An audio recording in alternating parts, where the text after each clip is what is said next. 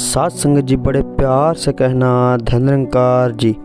आशा करता हूँ सतगुरु माता जी की कृपा आप सभी पर बनी होगी।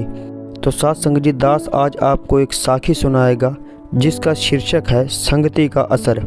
एक बार एक राजा शिकार के उद्देश्य से अपने काफिले के साथ किसी जंगल से गुजर रहा था।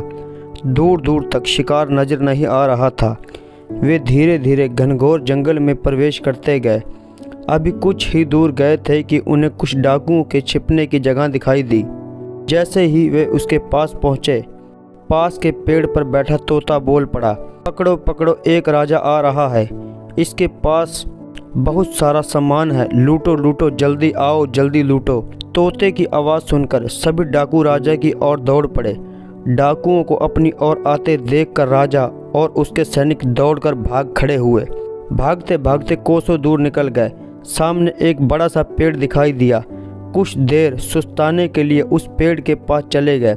जैसे ही पेड़ के पास पहुँचे, उस पेड़ पर बैठा तोता बोल पड़ा, आओ राजन, हमारे साधु महात्मा की कुटिया में आपका स्वागत है।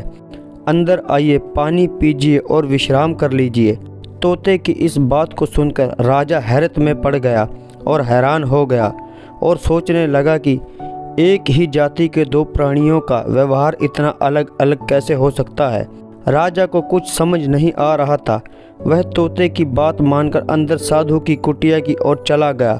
साधु महात्मा को प्रणाम कर उनके समीप बैठ गया और अपनी सारी कहानी सुनाई और फिर धीरे से पूछा, ऋषिवर, इन दोनों तोतों के व्यवहार में जमीन और आसमान का अंतर क्यों है? साधु महात्मा धीरे से सारी बात सुनी और बोले, ये कुछ नहीं राजन, बस संगति का असर है। डाकुओं के साथ रहकर तोता भी डाकुओं की तरह व्यवहार करने लगा है और उनकी ही भाषा बोलने लगा है। अर्थात जो जिस वातावरण में रहता है वह वैसा ही बन जाता है।